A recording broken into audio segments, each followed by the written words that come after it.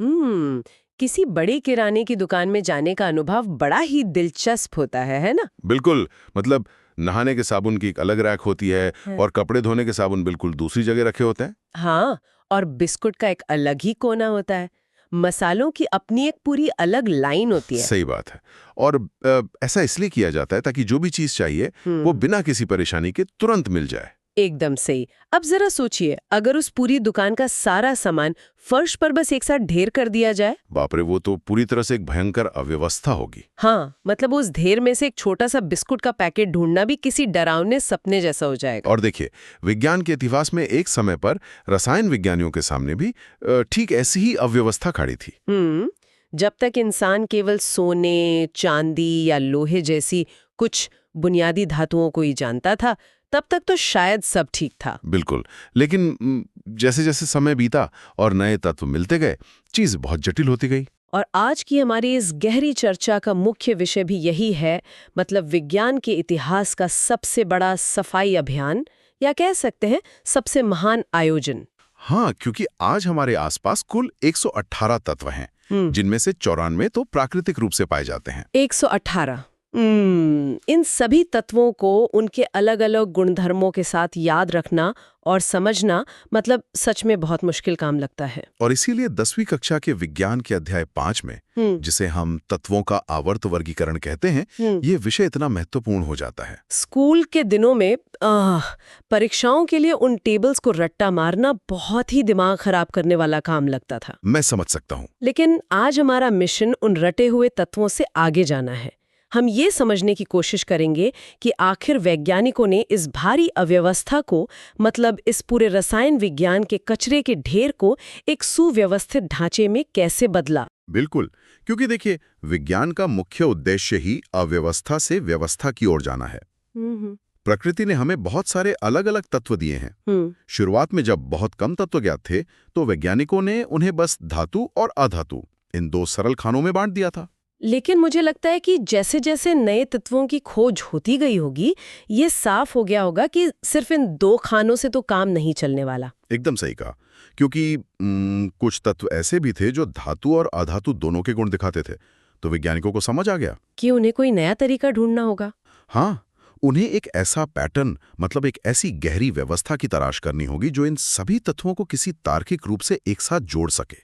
तो मैं सोच रही थी कि ये पैटर्न ढूंढने की सबसे पहली गंभीर कोशिश आखिर हुई कब थी। हमारे स्रोत बताते हैं कि सबसे पहला प्रयास 1817 में जर्मन रसायनज्ञ डोबेराइनर ने किया था। हाँ, डोबेराइनर। उन्होंने डोबेराइनर के त्रिक बनाए थे। त्रिक मतलब तीन तीन तत्वों का समूह। यही बात मुझे हमेशा उलझन में डालती है। मतलब उन्होंने सिर्फ तीन तीन तत्वों के समूह ही क्यों बनाए, पूरी लिस्ट एक साथ क्यों नहीं तैयार कर दी? ये एक बहुत ही वाजिब सवाल है। देखिए, असल में डोबेराइनर ने पूरी लिस्ट बनाने की कोशिश तो जरूर की होगी, लेकिन उन्हें जो गणितीय पैटर्न दिखाई दिया, वो सिर्फ कुछ ही तत्वों पर लागू हो पा रहा था। उन्होंने समान गुणधर्म वाले तत्वों को उनके परमाणु द्रव्यमान, यानी उनके वजन के बढ़ते क्रम में रखा। अच्छा। तब उन्होंने एक बहुत ही दिलचस्प बात नोटिस की। उनका नियम ये था कि इन तीन तत्वों के समूह में, जिसे उन्होंने त्रिक कहा, जी, तो इस त्रिक में पहले और तीसरे तत्व के परमाणु द्रव्यमान का औसत बीच वाले तत्व के द्रव्यमान के लगभग बराबर होता है। अरे वाह, ये तो सुनने में किसी छुपे हुए कोड या जासूसी पहेली जैसा लगता है। अगर हम इसे गणितीय रूप से देखें तो इसका सबसे मशहूर उदाहरण वो लिथियम, सोडियम और पोटेशियम का समूह है ना? बिल्कुल सही पकड़ा। हाँ, लिथियम का परमाणु द्रव्यमान 6.9 है और पोटेशियम का 39.0 है। अगर इन दोनों को जोड़कर इनका औसत निकाला जाए तो वो लगभग 23.0 आता है। हाँ, और ये 23.0 एकदम सोडियम का परमाणु द्रव्यमान है। और मजे की बात तो ये है कि इन तीनों के रासायनिक गुण भी काफी मिलते जुलते हैं। और उस समय के हिसाब से सोचिए, ये खोज एक बहुत बड़ी कामयाबी थी। ऐसा लगा जैसे प्रकृति ने सच में एक बहुत ही सटीक गणितीय नियम के तहत इन तत्वों को बनाया है। लेकिन मतलब अगर ये नियम इतना ही सटीक था, तो ये वर्गीकरण का अंतिम रूप क्यों नहीं बन सका? कहीं ना कहीं तो इस सिद्धांत में कोई बड़ी दरार रही होगी। दरार बहुत बड़ी थी। डोबेराइनर का ये गणितीय नियम एक सार्वभौमिक नियम नहीं बन सका। मतलब ये हर जगह काम नहीं कर रहा था। अच्छा, ऐसा क्यों? उन्होंने उस समय तक ज्ञात सभी तत्वों पर इस त्रिक के नियम को लागू करने की कोशिश की, लेकिन वे केवल 3 ही ऐसे त्रिक खोज पाए। सिर्फ 3? हाँ, मतलब बाकी ज्ञात तत्वों पर यह नियम काम ही नहीं कर रहा था। भारी तत्वों के लिए परमाणु द्रव्यमान का ये औसत वाला गणित पूरी तरह से टूट जाता था। तो ये शुरुआत तो बहुत अच्छी थी, लेकिन इससे पूरी तस्वीर साफ नहीं हो सकी। बिल्कुल, मैं समझ गई। मतलब उन्होंने ये तो साबित कर दिया कि परमाणु द्रव्यमान और तत्वों के गुणों के बीच कोई न कोई गहरा संबंध जरूर है, लेकिन वो असली चाबी नहीं ढूंढ पाए। सही कहा। और इसके बाद विज्ञान के इस सफर में लगभग 50 साल का एक लंबा अंतराल आ गया। और फिर 1866 में अंग्रेज वैज्ञानिक जॉन न्यूलैंड्स का प्रवेश हुआ। मैंने पढ़ा है कि न्यूलैंड्स ने इस वैज्ञानिक समस्या को सुलझाने के लिए संगीत का सहारा लिया। ये सच में बहुत अजीब लगता है। हाँ, मतलब विज्ञान और कला का ये एक बहुत ही अनूठा संगम था। न्यूलैंड्स ने अपना अष्टक सिद्धांत पेश किया। अष्टक मतलब 8 का समूह। जी। उन्होंने उस समय तक ज्ञात 56 तत्वों को उनके परमाणु द्रव्यमान के बढ़ते क्रम में एक लंबी कतार में सजा दिया। उन्होंने सबसे हल्के तत्व हाइड्रोजन से शुरुआत की और थोरियम पर जाकर अपनी सूची खत्म की। एकदम सही। और जब उन्होंने सूची का गहराई से विश्लेषण किया तो उन्होंने एक बहुत ही खास बात पाई। हर 8वें तत्व का गुणधर्म ठीक पहले तत्व के गुणधर्म के समान था। अरे ये तो सच में बहुत दिलचस्प है। जैसे हमारे भारतीय शास्त्रीय संगीत में सा रे गा म प ध नी ये 7 सुर होते हैं और उसके बाद 8वां सुर फिर से सा आता है। बिल्कुल वही। पश्चिमी संगीत में भी ऑक्टेव होते हैं। तो न्यूलैंड्स का कहना था कि प्रकृति भी शायद इसी संगीतमय लय पर काम कर रही है। तो जैसे लिथियम सूची में पहला है तो उसके बाद 8वां तत्व सोडियम आता है और दोनों के रासायनिक गुण समान है। हाँ, यही उनका तर्क था। लेकिन मुझे लगता है कि विज्ञान हमेशा इतना काव्यात्मक नहीं होता। प्रकृति के नियम अक्सर हमारी बनाई हुई लयों से मेल नहीं खाते हैं। इसमें जरूर कोई पेच रहा होगा। पेच तो था, और वो पेच ये था कि ये संगीत में नियम सिर्फ हल्के तत्वों तक ही सीमित रहा। मतलब भारी तत्वों पे धुन बिगड़ गई। हाँ, न्यूलैंड्स का अष्टक सिद्धांत कैल्शियम तक तो बहुत अच्छे से काम करता था, लेकिन जैसे ही कैल्शियम के बाद के तत्वों पर इसे लागू किया गया, ये पूरी तरह से बिखर गया। भारी तत्वों में हर 8वां तत्व अपने पहले तत्व जैसे गुण बिल्कुल नहीं दिखाता था। मतलब भारी तत्वों ने पूरी धुन को बेसुरा कर दिया। और मैंने तो ये भी पढ़ा है कि न्यूलैंड्स ने एक बहुत ही अजीब सी बात मान ली थी। उन्होंने घोषणा कर दी कि प्रकृति में केवल 56 तत्व ही मौजूद हैं। हाँ, और उनका मानना था कि भविष्य में कोई नया तत्व कभी खोजा ही नहीं जाएगा। ये तो एक बहुत बड़ा अहंकार माना जाता है। विज्ञान की बुनियाद ही इस बात पर टिकी है कि हमेशा कुछ नया खोजने की गुंजाइश रहती है। और हुआ भी बिल्कुल यही। कुछ ही सालों बाद नए तत्वों की खोज फिर से शुरू हो गई, और जब वे नए तत्व सामने आए तो न्यूलैंड्स के उन संगीतमय 8 सुरों वाले नियम में उनके लिए कोई जगह ही नहीं बची होगी। बिल्कुल नहीं बची। वे इस ढांचे में पूरी तरह से बेमेल साबित हुए, और अपनी बात को सही साबित करने की जिद में न्यूलैंड्स ने कुछ तत्वों के साथ जबरदस्ती भी कर दी थी। जबरदस्ती? कैसी जबरदस्ती?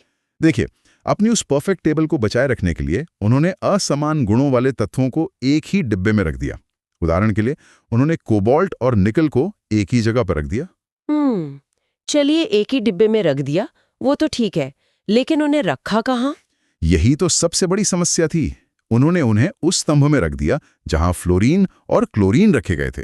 अरे, जबकि कोबाल्ट और निकल के गुण इन हैलोजन गैसों से तो बिल्कुल अलग होते हैं। वो तो धातु है ना? बिल्कुल। और विडंबना देखिए कि आयरन को, मतलब लोहे को, जिसके गुण कोबाल्ट और निकल से बहुत ज्यादा मिलते जुलते हैं, सारणी में एक बिल्कुल भी अलग कोने में डाल दिया गया। ये तो पूरी तरह से अवैज्ञानिक था। तो जाहिर है कि इन विसंगतियों के कारण न्यूलैंड्स का सिद्धांत भी लंबे समय तक टिक नहीं पाया होगा। हाँ, वो फेल हो गया। लेकिन इन असफलताओं ने एक बात तो पक्की कर दी थी। क्या? कि तत्वों का परमाणु द्रव्यमान वर्गीकरण का एक बहुत महत्वपूर्ण हिस्सा जरूर है। बस उस सही पैटर्न को पहचानने के लिए एक ऐसे नजरिए की जरूरत थी जो पुरानी मान्यताओं को पूरी तरह से तोड़ सके। और यहीं से हमारी कहानी के सबसे महत्वपूर्ण अध्याय की शुरुआत होती है। मतलब 1869 में रूसी वैज्ञानिक दमित्री मेंडेलीव की एंट्री। हाँ, मेंडेलीव। उस समय तक कुल 63 तत्व ज्ञात हो चुके थे, और मेंडेलीव का जो काम करने का तरीका था वो बाकियों से बहुत अलग और बहुत गहरा था। मेंडलीव की सबसे बड़ी बुद्धिमानी यही थी कि उन्होंने सिर्फ परमाणु द्रव्यमान पर ही ध्यान केंद्रित नहीं किया, उन्होंने तत्वों के रासायनिक गुणों को भी उतना ही महत्व दिया। मतलब उन्होंने सिर्फ वजन नहीं देखा, ये भी देखा कि वो तत्व बर्ताव कैसा करते हैं। बिल्कुल, उन्होंने खास तौर पर यह देखा कि अलग अलग तत्व ऑक्सीजन और हाइड्रोजन के साथ कैसे प्रतिक्रिया करते हैं। इस पर एक सवाल हमेशा दिमाग में आता है, उन्होंने इतने सारे तत्वों में से प्रतिक्रिया देखने के लिए केवल ऑक्सीजन और हाइड्रोजन को ही क्यों चुना? उस वक्त तो और भी कई विकल्प मौजूद थे। देखिए, इसके पीछे एक बहुत ही व्यवहारिक कारण था। ऑक्सीजन और हाइड्रोजन दोनों ही अत्यंत सक्रिय तत्व हैं और प्रकृति में ये बहुत प्रचुर मात्रा में पाए जाते हैं। हाँ, पानी में भी तो यही दोनों है। सही कहा। उस समय ज्ञात लगभग हर तत्व ऑक्सीजन या हाइड्रोजन के साथ मिलकर यौगिक बनाता था, मतलब कंपाउंड बनाता था। जी। तो मेंडलीफ ने तत्वों द्वारा बनाए गए इन ऑक्साइड और हाइड्राइड के सूत्रों को एक तरह का उनका पहचान पत्र मान लिया। उनके काम करने का तरीका भी मुझे किसी जासूसी कहानी से कम नहीं लगता। स्रोतों के अनुसार उन्होंने 63 कार्ड लिए थे, है ना? हाँ, ताश के पत्तों की तरह। हर कार्ड पर उन्होंने एक तत्व का नाम, उसका परमाणु द्रव्यमान और उसके रासायनिक गुण लिखे। और फिर उन्होंने समान गुण वाले तत्वों के कार्डों को एक साथ इकट्ठा करना शुरू कर दिया और उन्हें एक दीवार पर पिन कर दिया। और पता है क्या हुआ? जब उन्होंने उन सारे कार्ड्स को दीवार पर व्यवस्थित किया तो एक बहुत ही स्पष्ट और सुंदर पैटर्न अपने आप उभर कर सामने आ गया। अरे वाह! ज्यादातर तत्व अपने आप ही परमाणु द्रव्यमान के बढ़ते क्रम में सज गए थे। उन्होंने अपनी इस व्यवस्था में जो खड़ी पंक्तियां थीं, वर्टिकल कॉलम्स, हाँ, उन्हें समूह या ग्रुप्स कहा, और जो आड़ी पंक्तियां थीं उन्हें आवर्त या पीरियड्स का नाम दिया। और यहीं से वो प्रसिद्ध मेंडलीव का आवर्त नियम अस्तित्व में आया। बिल्कुल, जो कहता है कि तत्वों के गुणधर्म उनके परमाणु द्रव्यमान का आवर्त फलन होते हैं। आवर्त फलन, इसका सरल अर्थ यही है ना कि द्रव्यमान के आधार पर व्यवस्थित करने पर एक निश्चित अंतराल के बाद समान गुण वाले तत्व वापस दोहराए जाते हैं। एकदम सही। लेकिन मेंडलीव की जो बात उन्हें एक साधारण वैज्ञानिक से एक युग द्रष्टा बनाती है, वो कुछ और ही है। उनका आत्मविश्वास। हाँ, उनका अदम्य आत्मविश्वास। जब वे अपनी सारणी बना रहे थे तो कई जगह खाली रह गई थी, जहां कोई भी ज्ञात तत्व फिट नहीं बैठ रहा था। बिल्कुल। अब अगर कोई और वैज्ञानिक होता तो शायद सोचता कि उसका मॉडल ही गलत है। हाँ, क्योंकि बीच बीच में गैप आ रहे। लेकिन मेंडलीव ने अपनी सारणी में जानबूझकर वो खाली जगह छोड़ दी और दुनिया से डंके की चोट पर कहा कि ये जगहें उन तत्वों के लिए हैं जिन्हें अभी तक खोजा नहीं जा सका है। ये सच में विज्ञान के इतिहास की सबसे साहसी भविष्यवाणियों में से एक थी। उन्होंने सिर्फ जगह ही नहीं छोड़ी, बल्कि उन अनजान तत्वों के गुणधर्मों की भी एकदम सटीक भविष्यवाणी कर दी। जी, उन्होंने संस्कृत के उपसर्ग एका का उपयोग किया। एका का मतलब होता है एक। उन्होंने कहा कि ये नया तत्व उस समूह के पिछले तत्व के ठीक बाद आएगा। तो उन्होंने 3 तत्वों की भविष्यवाणी की थी, एका बोरॉन, एका एल्यूमिनियम और एका सिलिकॉन। ये परीक्षा के नज़रिए से भी बहुत महत्वपूर्ण है। बहुत महत्वपूर्ण है। और जब बाद में वास्तव में उन तत्वों की खोज हुई तो पूरा विज्ञान जगत हैरान रह गया। एका बोरॉन असल में स्कैंडियम निकला, एका एल्यूमिनियम की जगह गैलियम ने ली, और एका सिलिकॉन जर्मेनियम साबित हुआ। अगर हम गैलियम का ही उदाहरण लें तो मेंडलीव ने कई साल पहले ही बता दिया था कि एका एल्यूमिनियम का परमाणु द्रव्यमान लगभग 68 होगा और उसका ऑक्साइड सूत्र E2O3 होगा। और जब गैलियम खोजा गया तो उसका द्रव्यमान 69.7 था और उसका ऑक्साइड सूत्र Ga2O3 था।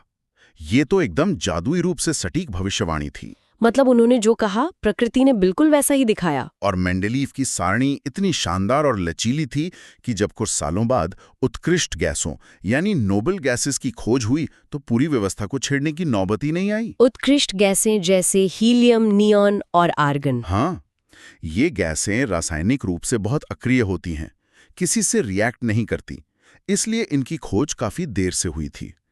लेकिन मेंडलीव की सारणी में उन्हें बस एक नए अलग समूह में, जिसे शून्य समूह कहा गया, रख दिया गया और बाकी सारे तत्व अपनी जगह पर सुरक्षित रहे। ये तो बहुत ही कमाल की बात थी। लेकिन इन सब उपलब्धियों को सुनकर तो यही लगता है कि मेंडलीव ने हर पहेली सुलझा दी थी। लगता तो है, लेकिन फिर भी आज हम जिस सारणी का इस्तेमाल करते हैं वो आधुनिक आवर्त सारणी है, जो मेंडलीव की सारणी से अलग है। तो सवाल ये उठता है कि अगर उनका मॉडल इतना ही सफल था तो हमें एक नए मॉडल की जरूरत क्यों महसूस हुई? देखिए, विज्ञान में हर महान सिद्धांत की कुछ न कुछ सीमाएं होती ही हैं। मेंडलीव की सारणी में भी कुछ बुनियादी खामियां थीं जिन्हें नज़रअंदाज नहीं किया जा सकता था। वो खामियां क्या थी? सबसे पहली अब बड़ी समस्या तो हाइड्रोजन के स्थान को लेकर थी। अच्छा। हाँ, हाइड्रोजन का जो व्यवहार था वो क्षार धातुओं जैसे सोडियम और पोटेशियम के समान भी था, क्योंकि ये उनकी ही तरह हैलोजन और ऑक्सीजन के साथ यौगिक बनाता था। लेकिन साथ ही ये हैलोजन जैसे फ्लोरीन और क्लोरीन की तरह एक गैस भी है और द्विपरमाणुक अणु बनाता है, मतलब डायटोमिक मॉलिक्यूल। ओहो, मतलब हाइड्रोजन दो चेहरे दिखा रहा था। तो मेंडलीव की सारणी ये तय नहीं कर पा रही थी कि हाइड्रोजन को किस समूह में एक निश्चित स्थान दिया जाए। बिल्कुल। और एक और बड़ी समस्या समस्थानिकों यानी आइसोटोप्स के कारण पैदा हो गई। आइसोटोप्स मतलब वे परमाणु जिनके रासायनिक गुण तो बिल्कुल समान होते हैं, लेकिन उनका वजन यानी परमाणु द्रव्यमान अलग-अलग होता है। सही कहा।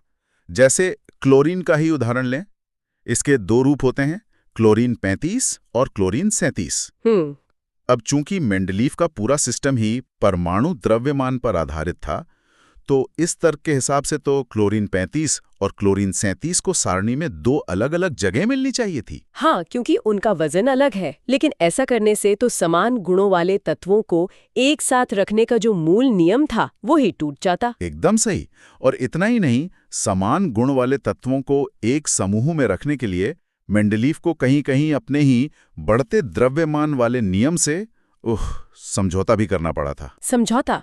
कैसा समझौता? उन्हें कुछ भारी तत्वों को हल्के तत्वों से पहले रखना पड़ा था। उदाहरण के लिए, कोबाल्ट का परमाणु द्रव्यमान 58.9 है और निकिल का 58.7 है। तो मतलब निकिल पहले आना चाहिए? हाँ, लेकिन उनकी सारणी में कोबाल्ट को निकिल से पहले रखा गया था और उस समय किसी के पास इस बात का कोई वैज्ञानिक जवाब नहीं था कि भारी तत्व पहले क्यों आ रहा है। इन सब कमियों ने तो साफ कर दिया होगा कि परमाणु द्रव्यमान वो असली चाबी नहीं थी जो इस व्यवस्था को पूरी तरह से खोल सके। कुछ तो ऐसा था जो अभी भी पकड़ में नहीं आ रहा था। और फिर 1913 में हेनरी मॉसले नाम के एक वैज्ञानिक ने आकर इस पूरी कहानी को जड़ से ही बदल दिया। Henry Mauchly? ये सच में एक बहुत बड़ा गेम चेंजर था। हाँ, मॉसले का काम एक बहुत बड़ा प्रतिमान विस्थापन था, एक पैराडाइम शिफ्ट। उन्होंने प्रयोगों के जरिए ये साबित कर दिया कि किसी भी तत्व का सबसे बुनियादी और मौलिक गुण उसका परमाणु द्रव्यमान या वजन नहीं होता। तो फिर क्या होता है? उसकी परमाणु संख्या होती है, यानी एटॉमिक नंबर। परमाणु संख्या मतलब किसी परमाणु के नाभिक में मौजूद प्रोटॉनों की संख्या। बिल्कुल। ये एक ऐसी खोज थी जिसने रसायन विज्ञान की सारी उलझी हुई डोरियों को एक ही झटके में सुलझा दिया। जैसे ही मोसले ने ये प्रस्ताव रखा कि तत्वों को परमाणु द्रव्यमान के बजाय परमाणु संख्या के बढ़ते क्रम में सजाया जाए, मेंडलीव की सारणी की लगभग सारी विसंगतियां, वो सारी खामियां अपने आप दूर हो गई। अरे वाह! क्योंकि परमाणु संख्या तो एक पूर्ण संख्या होती है जो हर तत्व के लिए बिल्कुल विशिष्ट होती है। हाँ, उदाहरण के लिए हाइड्रोजन की परमाणु संख्या 1 है, हीलियम की 2 है। तो अब अगर हम कोबाल्ट और निकल वाली समस्या को फिर से देखें, कोबाल्ट का वजन भले ही निकल से ज्यादा हो, लेकिन कोबाल्ट की परमाणु संख्या 27 है और निकल की 28 है। एकदम सटीक। इसलिए परमाणु संख्या के आधार पर कोबाल्ट का पहले आना बिल्कुल तार्किक और सही साबित हो गया। रुकिए, इस हिसाब से तो समस्थानिकों यानी आइसोटोप्स की समस्या भी सुलझ गई। बिल्कुल सुलझ गई, क्योंकि चाहे वो क्लोरीन 35 हो या क्लोरीन 37, दोनों के नाभिक में प्रोटॉनों की संख्या तो 17 ही होती है।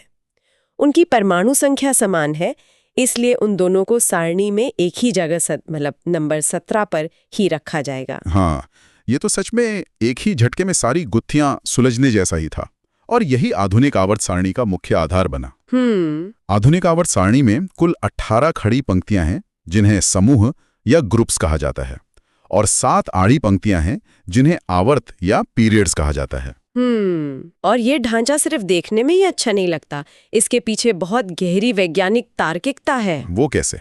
अगर हम किसी एक समूह को ऊपर से नीचे की तरफ देखें तो उन सभी तत्वों के सबसे बाहरी कक्ष में इलेक्ट्रॉनों की संख्या एकदम समान होती है, जिसे हम संयोजी इलेक्ट्रॉन या वैलेंस इलेक्ट्रॉन कहते हैं। हाँ, उदाहरण के लिए समूह एक के सभी तत्वों जैसे लिथियम, सोडियम, पोटेशियम के बाहरी कक्ष में सिर्फ एक इलेक्ट्रॉन होता है।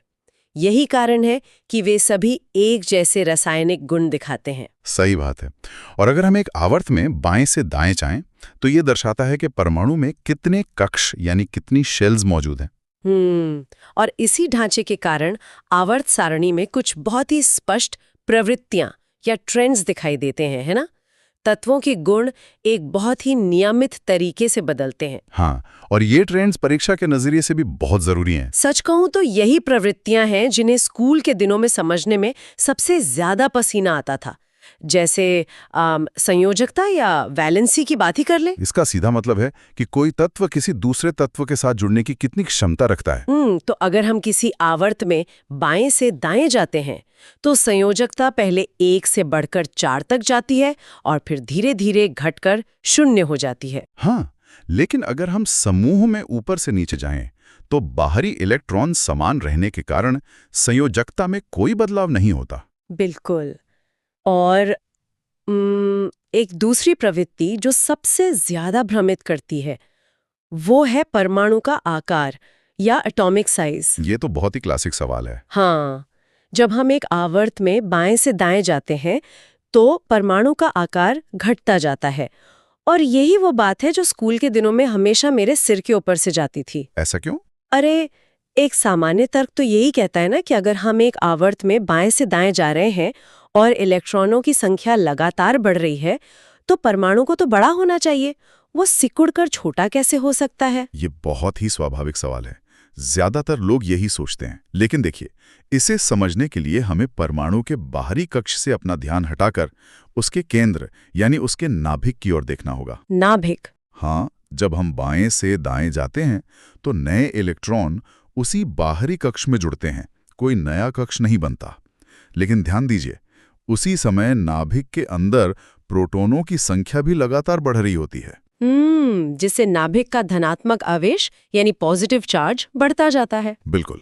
अब इसे ऐसे समझिए कि नाभिक एक शक्तिशाली चुंबक की तरह काम कर रहा है। अच्छा। इलेक्ट्रॉन तो उसी दूरी पर आ रहे हैं, लेकिन अंदर बैठे उस चुंबक की ताकत लगातार बढ़ती जा रही है। तो वो शक्तिशाली नाभिक उन बाहरी इलेक्ट्रॉनों को बहुत ज्यादा जोर से अपनी ओर खींचेगा। ओह, मैं समझ गई। इस जबरदस्त खिंचाव के कारण पूरा का पूरा परमाणु अंदर की तरफ सिकुड़ जाएगा और उसका आकार छोटा हो जाएगा। ये एकदम सटीक व्याख्या है। नाभिकीय आवेश बढ़ने से इलेक्ट्रॉनों को अंदर खींचने की ताकत बढ़ती है और परमाणु सिकुड़ जाता है। लेकिन इसके बिल्कुल उलट, जब हम किसी समूह में ऊपर से नीचे की ओर आते हैं तो परमाणु का आकार बढ़ने लगता है। हाँ, क्योंकि हर बार नीचे जाने पर परमाणु में एक पूरा नया कक्ष यानी एक नई शेल जुड़ जाती है। और ये नया कक्ष बाहरी इलेक्ट्रॉनों को नाभिक से काफी दूर कर देता है। इसलिए नाभिक का चार्ज बढ़ने के बावजूद दूरी बहुत ज्यादा बढ़ने के कारण परमाणु का कुल आकार बड़ा ही हो जाता है। एकदम सही। और देखिए, ये समझना कितना आसान हो जाता है जब हम इसके पीछे के क्यों और कैसे को जान लेते हैं। बिल्कुल। इसके बाद एक अंतिम महत्वपूर्ण प्रवृत्ति आती है, धात्विक और अधात्विक गुण, यानी मेटालिक और नॉन मेटालिक कैरेक्टर। हाँ, आधुनिक आवर्त सारणी को देखने पर यह भी बिल्कुल स्पष्ट हो जाता है। सारणी के बाईं ओर धातुएं हैं, जैसे सोडियम और मैग्नीशियम। और धातुओं की मूल प्रकृति होती है अपने इलेक्ट्रॉनों को त्यागना, ताकि वे एक स्थिर अवस्था पा सकें। वहीं सारणी के दाईं ओर अधातुएं हैं, जैसे ऑक्सीजन और क्लोरीन, जिनकी प्रकृति होती है इलेक्ट्रॉनों को ग्रहण करना। तो जाहिर सी बात है, जब हम सारणी में बाएं से दाएं की तरफ बढ़ेंगे तो इलेक्ट्रॉनों को त्यागने की प्रवृत्ति कम होती जाएगी। बिल्कुल। इसका मतलब है कि बाएं से दाएं जाने पर धात्विक गुण घटता है और अधात्विक गुण बढ़ता जाता है। और इनके ठीक बीच में एक टेढ़ी मेढ़ी जिगजैग रेखा होती है। वो जिगजैग रेखा एक बहुत ही महत्वपूर्ण सीमा है। उस रेखा के आसपास जो तत्व पाए जाते हैं, जैसे बोरॉन, सिलिकॉन, जर्मेनियम, इन्हें उपधातु या मेटालॉइड्स कहा जाता है।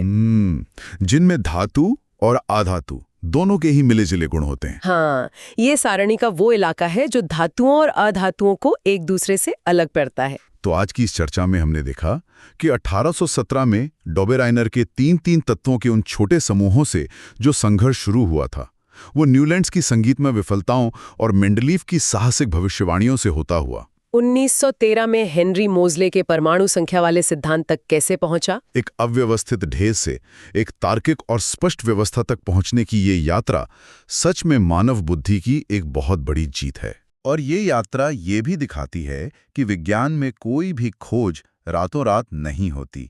हर नया सिद्धांत पुरानी गलतियों और खामियों की नींव पर ही खड़ा होता है। हाँ, डॉबेराइनर और न्यूलैंड्स के बिना मेंडलीव नहीं होते, और मेंडलीव के बिना मोज़ले वो अंतिम समाधान कभी नहीं खोज पाते। इस लंबी चर्चा को समाप्त करते हुए ये सोचकर सच में बहुत अचरज होता है कि स्कूल में रटी गई वो एक साधारण सी टेबल अपने अंदर कितनी बड़ी कहानी समेटे हुए है। और देखिए, ये सिर्फ एक कहानी या दीवार पर टंगा कोई चार्ट नहीं है।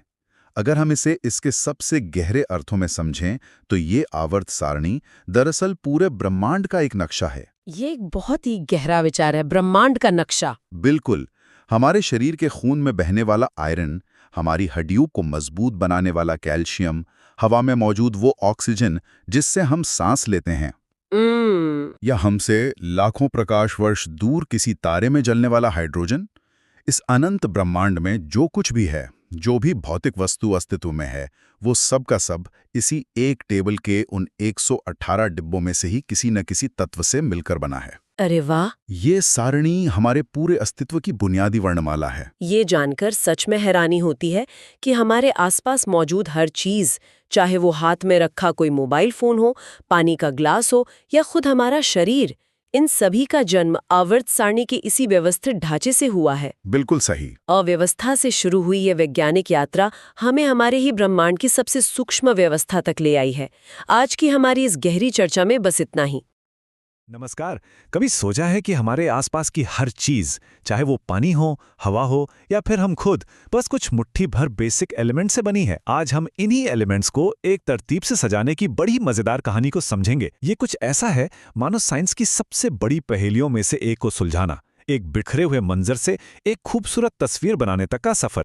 जरा सोचकर देखिए, आज की तारीख में हम 118 एलिमेंट्स के बारे में जानते हैं। हर एक की अपनी अलग पहचान, अपने अलग गुण। तो फिर वैज्ञानिकों ने इस केमिकल कंफ्यूजन को एक ऑर्डर में लाने का चैलेंज कैसे पूरा किया होगा? ये किसी खजाने के नक्शे के बिखरे हुए टुकड़ों को जोड़ने जैसा ही था। तो चलिए इस रोमांचक सफर पर निकलते हैं। हम देखेंगे कि कैसे शुरुआती कोशिशों से लेकर दिमित्री मेंडलीव के शानदार काम तक का रास्ता तय हुआ, और फिर आखिर में हम आज की मॉडर्न पीरियोडिक टेबल तक कैसे पहुंचे। तो सबसे पहला और बेसिक सवाल, आखिर इन एलिमेंट्स को क्लासिफाई करने की, यानी कि अलग अलग ग्रुप्स में बांटने की जरूरत ही क्यों पड़ी? अच्छा, इसका जवाब ना हमारी रोज की जिंदगी में ही छिपा है। सोचिए, एक दुकानदार अपनी दुकान में सारे बिस्किट एक तरफ और सारे साबुन एक तरफ क्यों रखता है? ताकि उन्हें ढूंढना आसान हो, राइट? बस ठीक इसी तरह वैज्ञानिकों को भी इन सारे एलिमेंट्स को उनके गुणों के हिसाब से व्यवस्थित करने की जरूरत थी, ताकि उन्हें समझना और उन पर रिसर्च करना आसान हो सके। अब मिलते हैं उन शुरुआती जासूसों से जिन्होंने सबसे पहले इस एलिमेंटल कोड को क्रैक करने की कोशिश की, और इन सब के प्रयासों का जो आधार था वो था एटॉमिक मास। साल था 1817। एक जर्मन केमिस्ट थे, जोहान डोबेराइनर। उन्होंने एक पैटर्न नोट किया। उन्होंने क्या किया कि एक जैसी प्रॉपर्टी वाले 3-3 एलिमेंट्स के ग्रुप्स बनाए, जिन्हें उन्होंने नाम दिया ट्रायड्स, यानी त्रिक। उनका रूल ये था कि बीच वाले एलिमेंट का एटॉमिक मास पहले और तीसरे एलिमेंट के एटॉमिक मास का लगभग एवरेज होता है।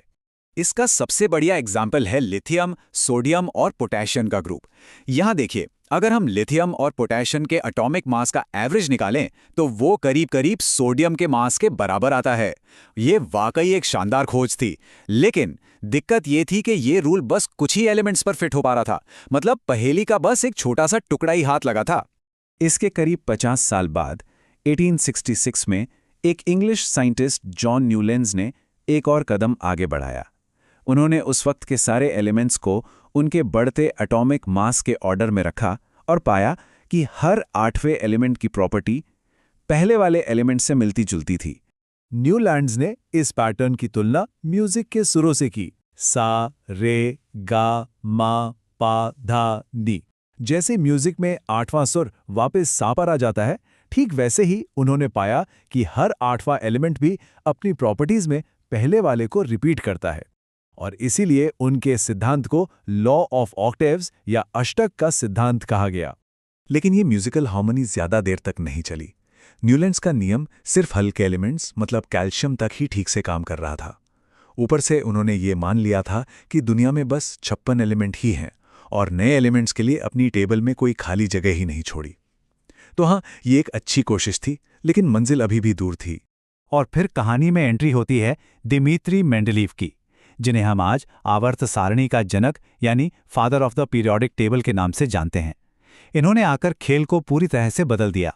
मेंडलीव ने एक बहुत ही पावरफुल नियम दिया। तत्वों के गुण उनके परमाणु द्रव्यमान के आवर्त फलन होते हैं। इसका सीधा सा मतलब ये था कि अगर आप एलिमेंट्स को उनके बढ़ते एटॉमिक मास के क्रम में रखते जाएं, तो एक रेगुलर इंटरवल के बाद उनकी प्रॉपर्टीज रिपीट होने लगते हैं। मेंडलीव का जीनियस इस बात में था कि उन्होंने उस समय तक खोजे गए सभी 63 एलिमेंट्स को अपनी टेबल में फिट कर दिया, लेकिन उनकी सबसे बड़ी और शानदार बात थी भविष्य के लिए खाली जगह छोड़ना। उन्होंने न सिर्फ उन एलिमेंट्स के लिए जगह छोड़ी जो तब तक खोजे भी नहीं गए थे, बल्कि उनकी प्रॉपर्टीज की भविष्यवाणी तक कर दी, जो बाद में एकदम सही साबित हुई। इसी वजह से उनके काम को दुनिया भर में पहचान मिली। मेंडलीव की टेबल एक बहुत बड़ी कामयाबी थी, पर यह भी परफेक्ट नहीं थी। इसमें भी कुछ कमियां थीं, जैसे हाइड्रोजन को कोई फिक्स जगह नहीं मिल पा रही थी। आइसोटोप्स की पहेली भी नहीं सुलझ रही थी, मतलब एक ही एलिमेंट के वो रूप जिनका मास अलग अलग होता है। और कुछ जगहों पर तो उन्हें नियम तोड़कर ज्यादा मास वाले कोबाल्ट को कम मास वाले निकेल से पहले रखना पड़ा। और इन्हीं कमियों ने पहेली के आखिरी और सबसे जरूरी सुराग का रास्ता खोला, जिससे जन्म हुआ हमारी मॉडर्न पीरियोडिक टेबल का। और फिर आया कहानी का सबसे बड़ा ट्विस्ट। 1913 में हेनरी मोज़ले ने यह साबित कर दिया कि अब तक सब लोग गलत चीज पर फोकस कर रहे थे। उन्होंने बताया कि एलिमेंट्स की असली पहचान उनका एटॉमिक मास नहीं, बल्कि उनका एटॉमिक नंबर है। ये एटॉमिक नंबर असल में न्यूक्लियस में मौजूद प्रोटॉन्स की संख्या होती है, और ये हर एलिमेंट के लिए बिल्कुल यूनिक होती है, जैसे हमारा आधार कार्ड नंबर। इसी एक खोज ने मॉडर्न पीरियोडिक लॉ को जन्म दिया। अब नया नियम था कि एलिमेंट्स की प्रॉपर्टीज उनके एटॉमिक नंबर के हिसाब से रिपीट होती हैं। बस इस एक बदलाव ने सारी मुश्किलें दूर कर दें। कोबाल्ट और निकल अपनी सही जगह पर आ गए, और आइसोटोप्स वाली प्रॉब्लम भी सॉल्व हो गई, क्योंकि उन सभी का एटॉमिक नंबर तो एक ही होता है। तो चलिए अब जरा मॉडर्न पीरियोडिक टेबल की बनावट को करीब से देखते हैं, जिसे आज हम इस्तेमाल करते हैं। आज की टेबल में 18 वर्टिकल कॉलम हैं, जिन्हें हम ग्रुप्स या वर्ग कहते हैं, और 7 हॉरिजॉन्टल पंक्तियां हैं, जिन्हें पीरियड्स या आवर्त कहते हैं। किसी एलिमेंट का पीरियड नंबर हमें बताता है कि उसके एटम में कितने इलेक्ट्रॉन शेल्स हैं, और ग्रुप नंबर से हमें उसके सबसे बाहरी शेल में मौजूद इलेक्ट्रॉन्स का पता चलता है, जिन्हें हम वैलेंस इलेक्ट्रॉन्स भी कहते हैं। और यही वैलेंस इलेक्ट्रॉन्स तय करते हैं कि कोई एलिमेंट केमिकली कैसे रिएक्ट करेगा। अच्छा, एग्जाम के लिहाज से कुछ खास ग्रुप्स को याद रखना बहुत जरूरी है, जैसे ग्रुप 1। इन्हें एल्कली मेटल्स यानी क्षारीय धातु कहते हैं। ये बहुत ज्यादा रिएक्टिव होते हैं। फिर है ग्रुप 17, जिन्हें हैलोजेंस कहते हैं। ये बहुत रिएक्टिव नॉन मेटल्स हैं। और आखिर में ग्रुप 18, जिसमें नोबल गैसें या उत्कृष्ट गैसें हैं, जो एकदम शांत स्वभाव की होती हैं और किसी से जल्दी रिएक्ट नहीं करती। अब फटाफट से कुछ उन की पॉइंट्स पर नजर डालते हैं जो एग्जाम्स में अक्सर पूछे जाते हैं। एक बहुत कॉमन सवाल है, किसी भी ग्रुप में ऊपर से नीचे जाने पर एलिमेंट्स की प्रॉपर्टीज में क्या बदलाव आता है? चलिए इसे समझते हैं। जैसे ही हम किसी ग्रुप में ऊपर से नीचे की तरफ जाते हैं, हर नए एलिमेंट के साथ एक नया इलेक्ट्रॉन शेल जुड़ जाता है। इससे क्या होता है? एटम का साइज यानी परमाणु आकार बढ़ता जाता है। अब जब एटम बड़ा हो गया तो बाहरी इलेक्ट्रॉन को छोड़ना आसान हो जाता है, इसलिए मेटालिक कैरेक्टर और इलेक्ट्रोपॉजिटिविटी भी बढ़ती है। लेकिन एक बात याद रखने वाली है, एक ही ग्रुप के सभी एलिमेंट्स के वैलेंस इलेक्ट्रॉन मतलब सबसे बाहरी इलेक्ट्रॉन हमेशा सेम रहते हैं। तो एलिमेंट्स को अरेंज करने का ये सफर आज भी रुका नहीं है, ये जारी है। पीरियोडिक टेबल का 7वां पीरियड अभी भी अधूरा माना जाता है, और ये हमें एक बहुत ही दिलचस्प सवाल पर लाकर छोड़ता है कि भविष्य में ऐसे कौन से नए एलिमेंट्स खोजे जा सकते हैं जो इस टेबल को पूरा करेंगे, और हमारे यूनिवर्स के बारे में हमारी समझ को और भी गहरा बनाएंगे।